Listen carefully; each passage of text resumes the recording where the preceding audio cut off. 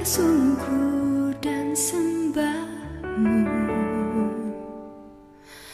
ku persembahkan korban syukurku yang terbaik bagimu.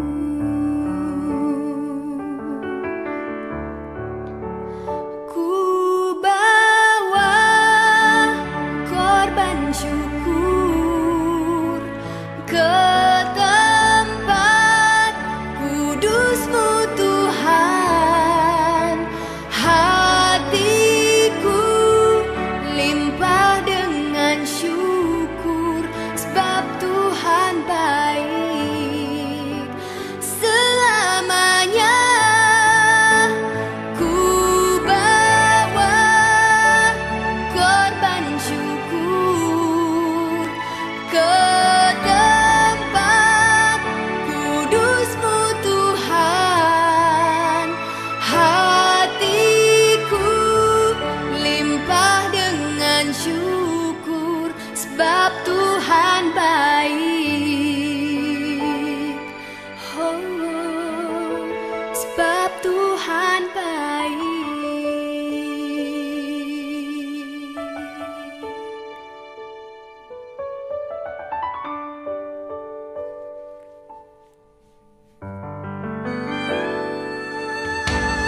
Saat ku masuk ke hadirat-Mu, ku tersungkur dan sembah-Mu. Ku persembahkan korban syukurku yang terbaik bagimu.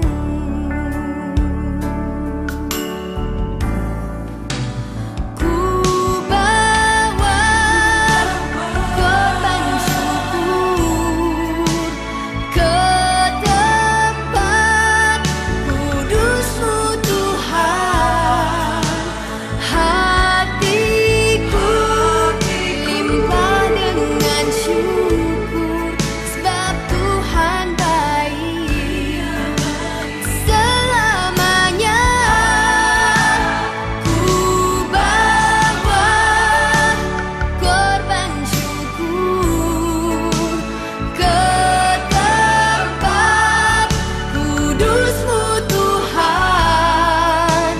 Hatiku limpah dengan syukur, sebab Tuhan baik. Oh, sebab Tuhan baik.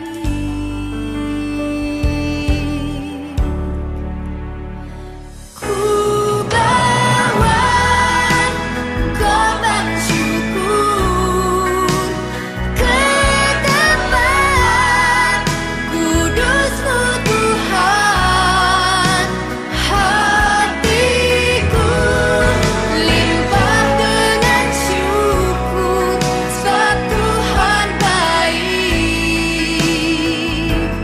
Oh, sebab Tuhan baik, Dia baik. Sebab Tuhan baik, Dia baik. Sebab Tuhan baik, Dia baik selamanya.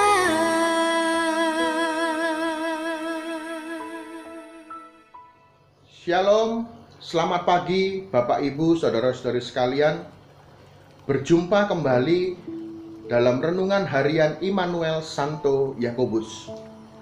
Marilah sebelum kita mendengarkan firman Tuhan, kita boleh berdoa terlebih dahulu. Demi nama Bapa, Putra, dan Roh Kudus. Amin. Selamat pagi Bapa. Kami mengucap syukur dan terima kasih untuk pagi hari ini, pagi yang begitu indah. Kami boleh menikmati hari baru, kami boleh menikmati istirahat yang cukup pada malam yang lalu Tuhan. Kami mengucap syukur untuk setiap kebaikan-Mu yang boleh kami terima daripada-Mu. Pagi hari ini sebelum kami melakukan seluruh aktivitas kami butuh firman-Mu ada di dalam hidup kami Tuhan. Menjadi terang bagi kaki kami, jalan bagi hidup kami Tuhan. Mari Allah Roh Kudus beri kami hikmat untuk mengerti memahami firman-Mu pada pagi hari ini. Di dalam nama Tuhan Yesus Kristus kini dan sepanjang segala masa. Amin. Demi nama Bapa, Putra, Roh Kudus. Amin. Bapak Ibu, firman pada pagi hari ini dari bacaan liturgi Gereja Katolik. Pada bacaan yang pertama dari kitab Yesaya bab 1 ayat 11 sampai dengan 17 yang demikian bunyinya. Untuk apa itu korbanmu yang banyak-banyak, firman Tuhan? Aku sudah jemu akan korban-korban bakaran berupa domba jantan, dan akan lemak dari anak lembu gemukan, darah lembu jantan dan domba-domba, dan kambing jantan tidak kusukai. Apabila kamu datang untuk menghadap di hadiratku, siapakah yang menuntut itu daripadamu, bahwa kamu menginjak-injak pelataran bait suciku? Jangan lagi membawa persembahanmu yang tidak sungguh, sebab baunya adalah kejijikan bagiku. Kalau kamu merayakan bulan baru dan Sabat, atau mengadakan pertemuan-pertemuan, aku tidak tahan melihatnya, karena perayaanmu itu penuh kejahatan. Perayaan-perayaan bulan barumu dan pertemuan-pertemuanmu yang tetap, aku benci melihatnya. Semuanya itu menjadi beban bagiku, aku telah payah menanggungnya. Apabila kamu menadahkan tanganmu untuk berdoa, aku akan memalingkan mukaku, bahkan sekalipun kamu berkali-kali berdoa, aku tidak akan mendengarkannya, sebab tanganmu penuh dengan darah. Basuhlah, bersihkanlah dirimu, jauhkanlah perbuatan-perbuatanmu yang jahat dari depan mataku. Berhentilah berbuat jahat, belajarlah berbuat baik, usahakanlah keadilan, kendalikanlah orang kejam, belalah hak-hak anak yatim, perjuangkanlah perkara janda-janda. Demikianlah sabda Tuhan, syukur pada Allah. Bapak Ibu, kalau Anda baca bacaan pertama hari ini dari kitab Yesaya bab 1, ada sesuatu hal yang menurut saya cukup aneh, Bapak Ibu. Bacaan ini bercerita bagaimana pada saat itu orang Israel, umat pilihan Allah, beribadah kepada Allah sebagaimana yang Tuhan sendiri, yang Allah sendiri perintahkan kepada mereka. Allah sendiri memerintahkan pada mereka untuk mempersembahkan korban bakaran, Bapak Ibu. Tetapi anehnya pada saat umat Israel ini melakukan peribadatan mereka, justru bagi Allah, Allah tidak berkenan. Bahkan bukan sekedar tidak berkenan, Allah mengatakan aku benci. Itu jijik bagiku. Allah tidak berkenan, Bapak Ibu. Bahkan pada ayat ini dia katakan, aku akan memalingkan mukaku, bahkan sekalipun kamu berkali-kali berdoa. Allah memalingkan wajahnya justru pada saat berkali-kali berdoa, Bapak Ibu.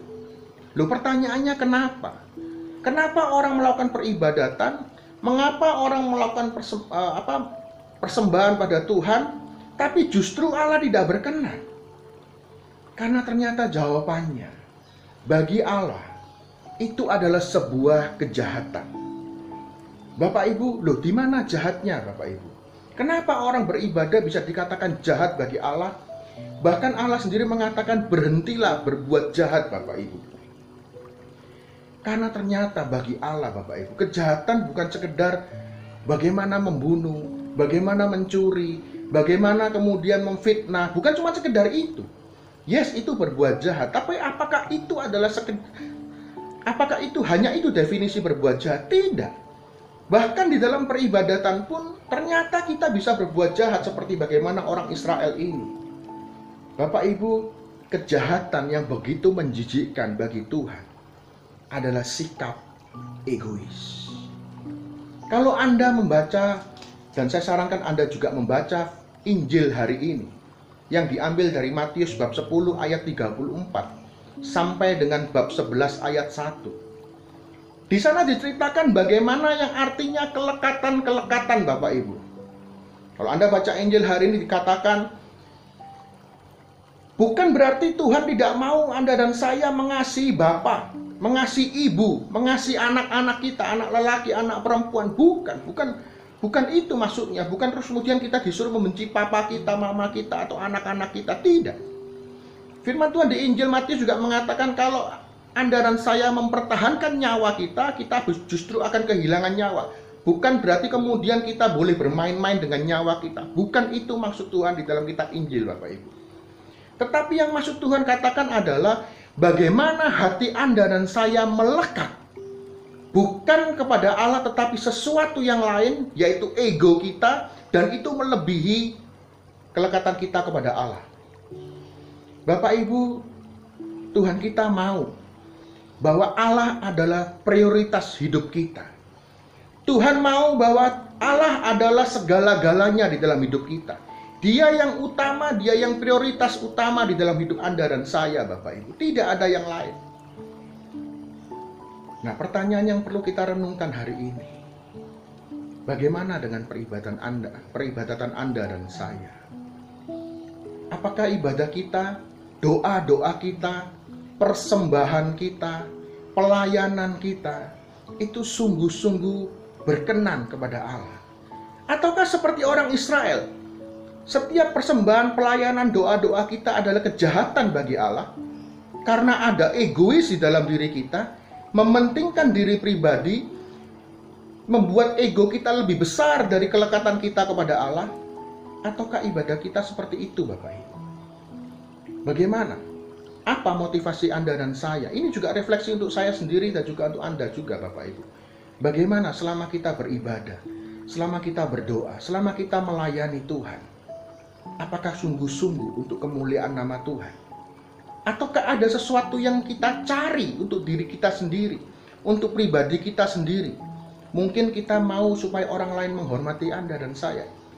Mungkin kita mau supaya orang lain begitu katakan, oh saya hebat dan segala macam. Ada sesuatu yang kita cari, Bapak Ibu. Bagaimana dengan sikap kita dalam pekerjaan sehari-hari? Setiap pagi saya percaya kita selalu berdoa kepada Tuhan, mengucap syukur seperti tadi kita berdoa. Kita mempersembahkan seluruh pekerjaan kita sepanjang hari ini kepada Tuhan. Pertanyaannya, kalau kita sudah berdoa kepada Tuhan, mempersembahkan seluruh pekerjaan kita sepanjang hari ini, lalu bagaimana sikap kita dalam pekerjaan? Apakah kita memuliakan Tuhan melalui pekerjaan-pekerjaan kita? Ataukah kita bekerja hanya semata-mata untuk ego dan kelekatan pribadi, dan kemudian kita kesampingkan Tuhan? Atau mungkin dalam keluarga kita, apakah kita mengasihi istri, mengasihi suami, mengasihi anak-anak itu karena kita mencintai mereka sebagaimana kita mencintai Tuhan? Ataukah kita justru kemudian bersikap sewenang-wenang kepada mereka karena ego kita? Sekali lagi, Bapak Ibu, mari renungan firman Tuhan pada pagi hari ini sungguh-sungguh boleh kita introspeksi, kita renungkan sekali lagi. Karena jangan sampai, Bapak Ibu, setiap doa, setiap peribadatan kita, setiap pelayanan-pelayanan kita bagi Tuhan adalah sebuah kejahatan. Kita rindu, Bapak Ibu, setiap apa yang boleh kita lakukan sungguh-sungguh memuliakan nama Tuhan. Mari kita tutup renungan ini dengan berdoa. Demi nama Bapa, Putra, dan Roh Kudus. Amin. Terima kasih Tuhan untuk firman-Mu pada pagi hari ini yang begitu indah. Tuhan boleh ingatkan kami bagaimana hidup kami untuk memuliakan nama-Mu, Tuhan. Tolong ingatkan kami pada pagi hari ini, kalau masih ada egois, ada hal-hal melekat di dalam diri kami selain Engkau yang utama dan pertama, Tuhan. Supaya hidup kami sungguh-sungguh memuliakan Engkau, dan hidup kami sungguh-sungguh berpusat kepadamu, bukan yang lain. Terima kasih Tuhan, di dalam nama Tuhan Yesus Kristus, kini dan sepanjang segala masa. Amin. Saya Erwin. Saksikan terus renungan harian Immanuel Santo Yakobus, dan jadilah orang-orang yang selalu dimenangkan Tuhan. Terima kasih, Tuhan memberkati Anda dan saya. Demi nama Bapa, Putra, dan Roh Kudus. Amin.